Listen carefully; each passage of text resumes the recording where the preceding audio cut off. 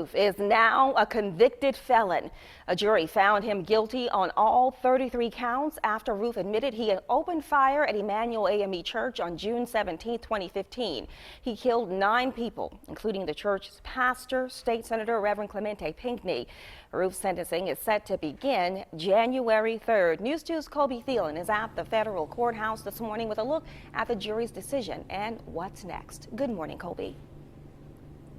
Hey, good morning, Octavia. Well, it took the jury less than 2 hours to reach their decision that Dylan Roof is guilty on all 33 charges brought against him, including 9 counts of murder, hate crimes, and obstruction of religion. Now, that same jury that convicted him will also decide his fate, life in prison or death.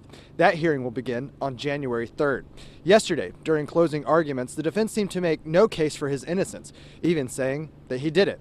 But they began laying the groundwork to later argue for life in prison, even mentioning that he suffered from a mental defect. After the verdict was announced, one of the survivors, Felicia Sanders, addressed the media, saying she wasn't surprised by the decision and later said she wished Roof had taken a minute to see the love he could have found in the 9 people he killed. I just love people. It doesn't matter.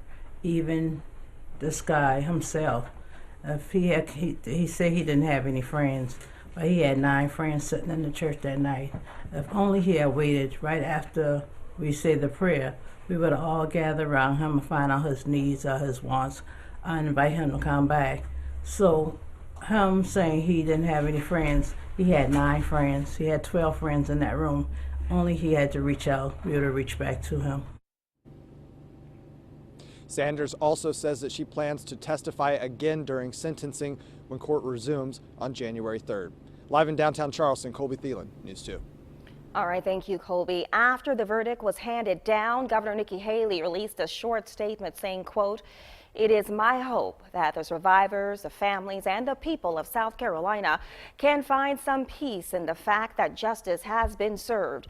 Senator Tim Scott of South Carolina also released a statement. He says in part, quote, "As the killer now awaits sentencing, I want the families of those lost that day to know one thing: we are all still with you." Senator Scott goes on to say, "Your strength and courage has changed Charleston, South Carolina, and our nation. We will never be able to fully thank you for showing us all the true meaning of righteousness. But what we can do is continue working every single day to ensure that the legacy of the Emmanuel 9 lives lives on forever." Senator Lindsey Graham said in part, quote, "This is the first and significant step in rendering justice for the 9 victims who were murdered as they worshiped at Mother Emmanuel AME Church." He goes on to say, "If there was ever a justified guilty verdict, this was the case.